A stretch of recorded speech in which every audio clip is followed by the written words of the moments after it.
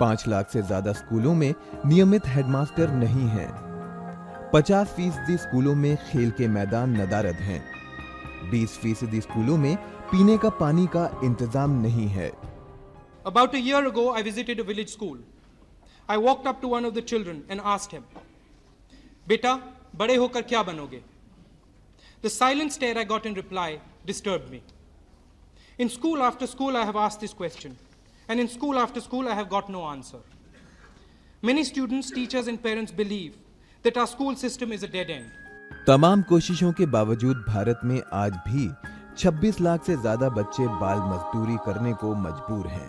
हर जिले में हजारों लाखों ऐसे बच्चे हैं जो अपने बचपन को त्याग कर बचपन में जिस तरह की चीजों के लिए हमारे समाज ने उनको चीजें जिसकी हम कल्पना करते हैं उनको छोड़ के वो कहीं ना कहीं काम करता है। तो पहला तो मेरा ये निवेदन है कि वो हर बच्चा जो कहीं ना कहीं स्कूल न जाता हो उसको बाल श्रम की स्थिति में माना जाए। जाहिर है जब तक बचपन को एक ठंडी छांव नहीं मिलती तब तक खुशहाल भारत का सपना भी साकार नहीं हो सकेगा।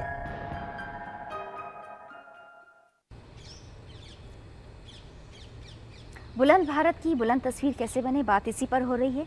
अरण्य, अब आपसे जानना चाहेंगे, शमा जी ने कहा कि बच्चे भाषण सुनना पसंद नहीं करते, तो बच्चों को कैसे समझाया जाए, बच्चों को कैसे बताया जाए? मेरे ख्याल से बच्चे जो सोचते हैं वो उनको लगता है कि वो अल्टीमेट चीज़ है और वो किसी की बात सुनना नहीं चाहते। जैसे कि कहते हैं एवरीवन वांट्स, मतलब टीचर के सेंस में नहीं कि everyone wants to learn but no one wants to be taught, उस सेंस में कि सब जो कोई आदमी किसी से बात कर रहा है या फिर भाषण दे रहा है तो वो बच्चा उसको नहीं सुनेगा, क्योंकि वो सोचता है कि मेरी नॉलेज चाहे आधी अधूरी हो चाहे वो गलत ही हो, मेरी नॉलेज बिल्कुल सही है और मैं इसको मेरी नॉलेज बिल्कुल सही है और मैं इसकी बात क्यों सुनूं जबकि मेरे पास इसके बारे में कुछ इन्फॉर्मेशन है। अच्छा, जो बड़ों की दुनिया है वो ये सोचती है कि बच्चे एक नए हिंदुस्तान को जन्म देंगे और जो चीज़ों की जहाँ भी तब्दीलियों की ज़रूरत है वो लाएंगे, लेकिन बच्चे क्या सोचते हैं, क्या बड़ों को भी कुछ बदलना चाहिए? बड़ों को पहले अपने बच्चों को खुद बदलना चाहिए, जो उनके स्टूडेंट्स हैं या फिर खुद के पेरेंट्स अपने बच्चों को समझाना चाहिए। कैसे ये तो आप पेरेंट्स के ऊपर है कि वो अपने बच्चे को कैसे ट्रीट करते हैं या बताते हैं। बड़ा गोलमोल आंसर आपने दिया, लेकिन ये आप बताओ कि जब आप एकदम ऑनेस्टली जब आप बड़ों को देखते हैं तो आप बड़ों में कैसे बदलाव चाहते हैं? क्योंकि बड़ों के लिए तो ये कहना आसान है कि आप ये करो और ये ना करो। आप जब बड़ों को देखते हो आप क्या चाहते हो कि वो क्या ना करें और क्या करें? सबसे पहले तो मेरे हिसाब से जो मैं चाहता हूँ कि मेरे पेरेंट्स मुझे हर चीज़ पे ना डांटे जो मैं चाहता हूँ, मतलब छोटी छोटी बात जैसे कई बार होती है, लेकिन जो मेरे पापा ने मुझे बताया, जो मेरे फादर ने मुझे बताया है कि जब वो हमारे पास हमसे दूर होंगे, हमारे पेरेंट्स, तो हमसे जब वो दूर होंगे तो उनकी बातें हमें याद आएंगी कि ये बातें बिल्कुल सही थी और कुछ बातें लगेंगी भी उफ हमने क्या गलती कर दी कि हमने इनकी बातें नहीं मानी। की बात सुननी चाहिए ना। जी शमा जी, इससे आपसे एक और हम बात पूछना चाहेंगे। आप कहानियों की दुनिया से जुड़ी हैं, आप लिटरेचर से जुड़ी हैं, आप जो बदलाव लिखने पढ़ने की दुनिया में भी आ रहा है, क्योंकि लिखना और पढ़ना हिंदुस्तान की तस्वीर दिखाता है, चेहरा क्या है वो भी दिखाता है, क्या उसमें भी कहीं उस तरह के कुछ ऐसे बदलाव आ रहे हैं जो लगता है कि शायद नहीं आने चाहिए थे, या आप पूरी तरह से उससे सेटिस्फाइड हैं? क्या उनमें गाँव दिखता है, क्या उन मेट्रोपॉलिटन सिटीज़ दिखते हैं? बहुत सी चीज़ें मुझे लगता है, जैसे कि हम लोग का अगर बच्चों की दुनिया की बात करूँ तो जो प्रिंट मीडिया है, आपने अभी ऐड की बात की थी, तो एडवर्टाइज़र ऐड सेलिब्रिटी को देख के देता है और सेलिब्रिटी इसलिए चाहिए, हर एक को चाहिए, प्रिंट में भी चाहिए और आपके यहाँ भी चाहिए। तो कुछ चीज़ें ज़रूर लगती हैं कि ऐसी नहीं होनी चाहिए थी, लेकिन मैं ये भी सोचती हूँ कि जब भी बदलाव होता है तो निश्चित तौर पे कुछ चीज़ें हमें बुरी लगती हैं, कुछ चीज़ें हमें अच्छी लगती हैं, कुछ चीज़ें बीच की होती हैं और अच्छी जो चीज़ें होती हैं वो रह जाती हैं और बुरी चीज़ें धीरे धीरे समाप्त हो जाती हैं। बुरी चीज़ें स्थायी नहीं हो सकती, कोई भी तूफ़ान आता है वो स्थायी नहीं है, उसके बाद एक स्थिरता आएगी ही। सुनामी आएगा, स्थायी नहीं है, समुद्र अपना तट छोड़ के चला आएगा लेकिन फिर वापस चला जाएगा ना पानी। तो मुझे लगता है, जो मेरा अपना विचार है या औरों का भी होगा, कि बुरी चीज़ें स्थायी नहीं होती। लेकिन आपको लगता है कि प्रिंट मीडिया उस तरह से बच्चों की आवाज़ को उठा पाता है जितना उसे उठाना चाहिए? जैसे कि क्या बच्चे, आपको नहीं लगता कि बच्चों की याद आम तौर पर हमें 14 नवंबर के आसपास बिल्कुल आती सही है? कहा आपने, और मैं भी अक्सर महसूस करती हूँ कि बच्चों की याद आखिर 14 नवंबर को क्यों आए, या बच्चों के लिए जो काम करते हैं उनकी भी याद सिर्फ 14 नवंबर को ही क्यों आती है। लेकिन ये बात आपकी सही है कि बच्चों की आवाज़ जो है, उसकी स्पेस, उसकी जगह बढ़नी चाहिए। उसको हमें सिर्फ 2 ही किस्म के बच्चे दिखाई क्यों देते हैं, या तो वे अपराधी हैं या वो कोई सेलिब्रिटी हैं, बस इतने बच्चे हमें दिखते हैं। बाकी जो और भी तो बच्चे होंगे, बीच में रहने वाले भी तो बच्चे होंगे, उन्होंने भी तो अपने जीवन में कुछ अच्छा किया होगा। कोई लिटिल चैम्प बन के, या कोई गायक बन के, या कोई अपराधी बन के ही क्यों जगह पाए कहीं। तो आम तौर पर आपने कहा कि 2 तरह के बच्चों की बात होती है, या तो जो अपराधी है या फिर जो सेलिब्रिटी हो गया है। एक्सपर्ट्स क्या सोचते हैं बच्चों के बारे में, ये सुनते हैं। बच्चे इसलिए विशेष रूप से उनसे स्नेह रखते थे क्योंकि उन्हें चाचा नेहरू के नाम से हमेशा याद वो करते थे।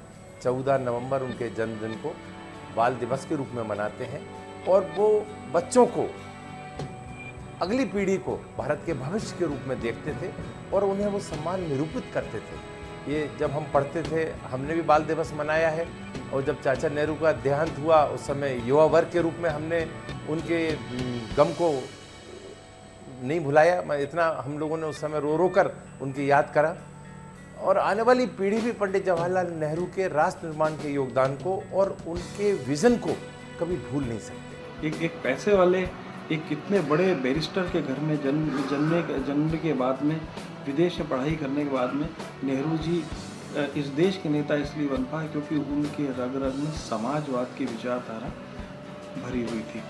जब वो प्रधानमंत्री बने, उनका समाजवाद के बारे में बड़ा स्पष्ट सोच था, और तभी उन्होंने बड़ी जोत के जो किसान थे उनकी खेतियों को छोटे किसानों में बांटने की बात की, जागीरदारी को ख़त्म करने की बात की।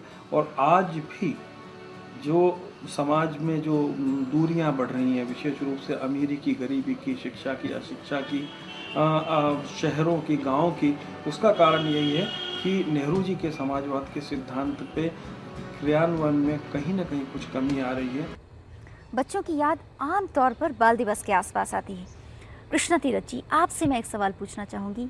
बहुत दिनों से चाइल्ड लेबर एलिमिनेशन की बात हो रही थी, लॉ भी पास हुआ, फिर ये हुआ कि बच्चे अब ढाबों पर या और जगहों पर काम करते नहीं दिखेंगे, अब भी दिख रहे हैं। जब बच्चों की बारी आती है तो सारे मामले हाशिए पर क्यों सिमट जाते हैं?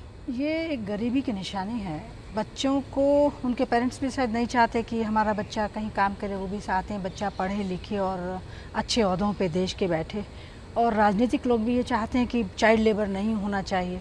लेकिन उसके बावजूद भी अगर हम बंद करते हैं जब बच्चों को, तो उनके पेरेंट्स कहते हैं, उनकी मदर को कहते हैं, सुना है कि हम खाएं कहाँ से, ये बच्चा कमाता है तो हम खाते हैं।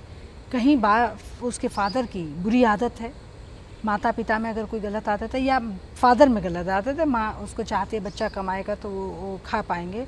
और दूसरा, हमने जो लॉ ऐसे बनाए थे कि वैसे 16 साल का बच्चा जा सकता है, काम कर सकता है, लेकिन उससे छोटे बच्चे 5 साल का 7 साल का बच्चों को हम पकड़ते हैं।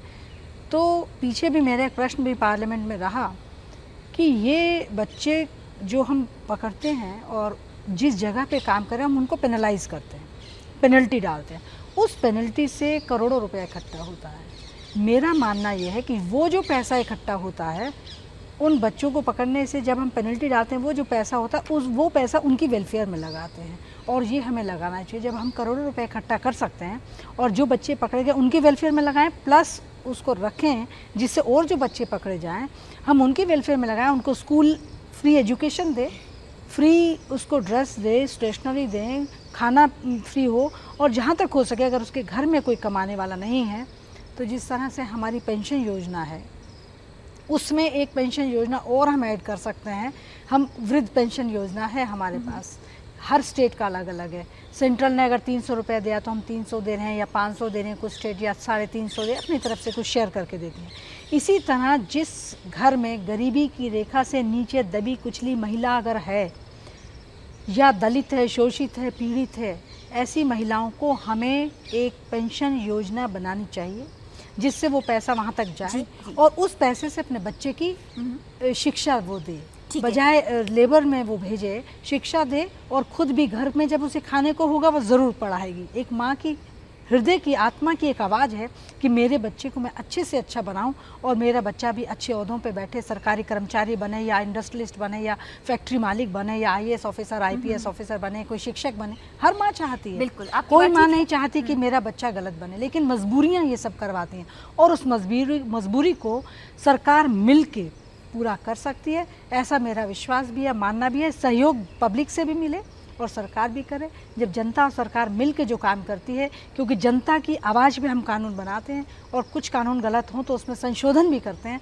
तो इसमें संशोधित करते हैं कि ऐसी हम स्कीम लाएं जिससे उस महिला के पास इतना पैसा हो कि वो अपने बच्चों को पढ़ा लिखा सके और लेबर, चाइल्ड लेबर से बचा सके। यही रास्ता। योजनाओं की आपको लगता है मिसेस सिंह कि कहीं सरकारी जो योजनाएं हैं, अब ऐसा समय आ गया है कि बच्चों को भी कहीं उनके साथ जोड़ा जाए, क्योंकि अब बच्चे काफ़ी स्मार्ट हैं, इंटेलिजेंट हैं, समाज को समझ रहे हैं।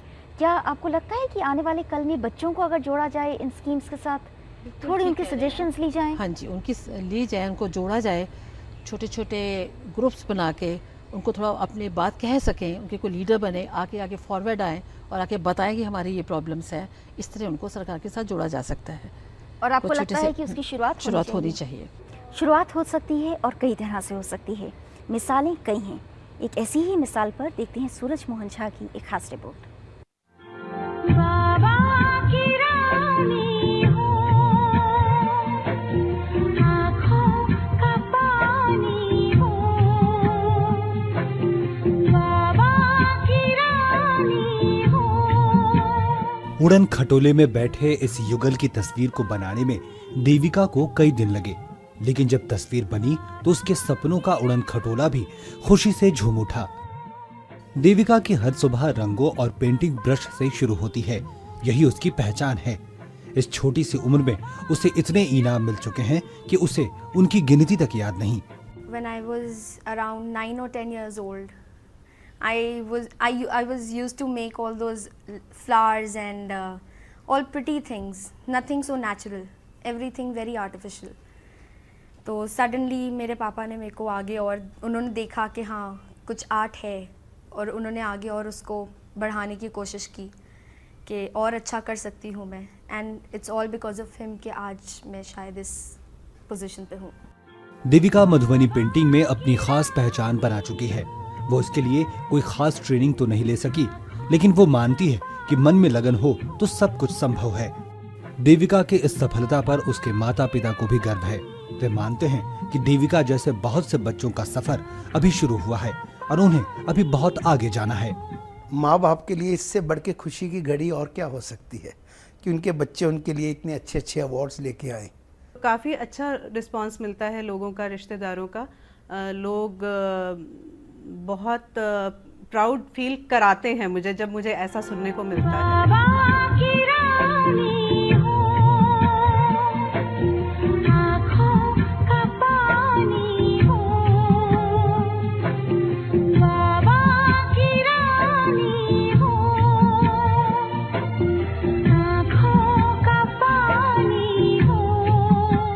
नेहरू जी का मानना था कि किसी देश का भविष्य उसके बच्चों के हाथ में होता है। इसी बात को सच साबित कर रही हैं देविका अरोड़ा, जिन्होंने इस छोटी सी उम्र में ही पुरस्कारों की झड़ी लगा दी। ऐसी नैसर्गिक प्रतिभाशाली बच्चों की इस देश में कमी नहीं। जरूरत है तो सिर्फ सरकारी प्रोत्साहन की, ताकि काफी संख्या में ऐसे बच्चे आगे आ सकें।